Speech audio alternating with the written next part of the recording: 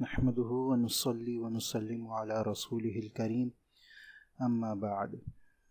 ذیک Islamic educations پر ہم ایک نیا سلسلہ شروع کرنے والے ہیں جو کہ انبیاء علیہ الصلاۃ والسلام کے بارے میں اور ان کے سبق آموز قصوں کے بارے میں ہوگا، اور اس میں ہم ماخذ بنائیں گے اور بنیاد بنائیں گے حافظ ابن کثیر رحمۃ اللہ علیہ کی کتاب قصص الانبیاء کو۔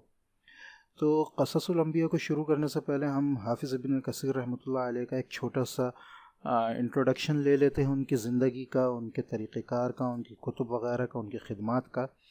تو حافظ ابن کثیر جو ہیں، ان کا پورا نام حافظ ابو الفدا اسماعیل ابن ابی حفص شہاب الدین عمر ابن کثیر ابن داؤ ابن کثیر تھا۔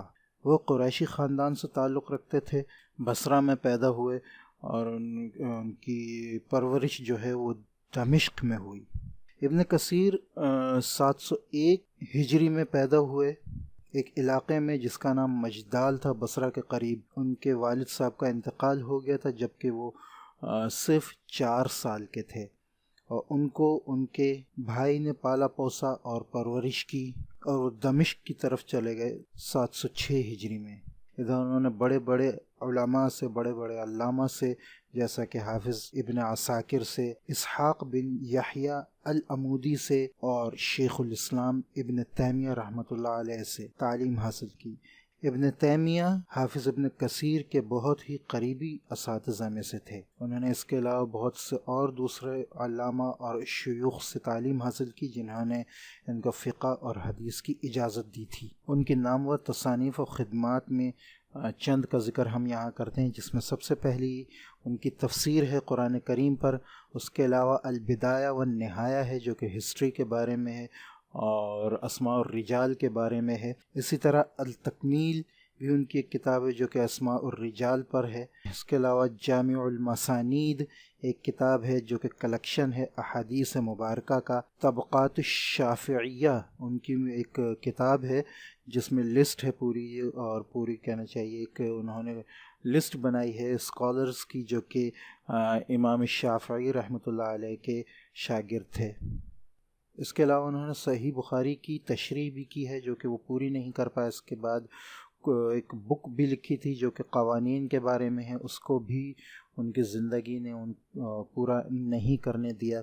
نبی کریم صلی اللہ علیہ وسلم کی زندگی مبارک پر بھی انہوں نے ایک کتاب لکھی ہے، اور جہاد پر بھی ان کی ایک مشہور تصنیف موجود ہے۔ بہرحال یہاں ہم جس ان کی تصنیف کو ذکر کریں گے اور اس سے انبیاء علیہ الصلاۃ والسلام کے قصے اور ان سے سبق حاصل کریں گے، وہ ہے قصص الانبیاء۔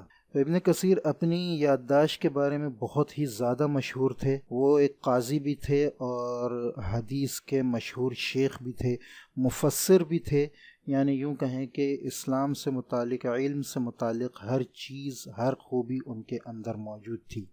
زندگی کے آخری حصے میں وہ اپنی آنکھوں کی روشنی کھو چکے تھے، اور اس کی بنیادی وجہ رات دیر تک جاگنا اور مختلف چیزیں جو ہیں لکھنا، پڑھنا اور تصنیف کرنا تھی۔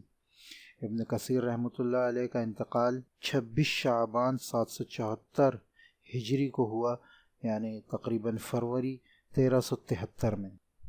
یہ انتقال ان کا دمشق کی سرزمین پر ہوا، اور اس وقت ان کی عمر 74 سال تھی۔ ان کو ان کے شیخ، ان کے استاد شیخ الاسلام ابن تیمیہ رحمۃ اللہ علیہ کے ساتھ ہی سپرد خاک کیا گیا۔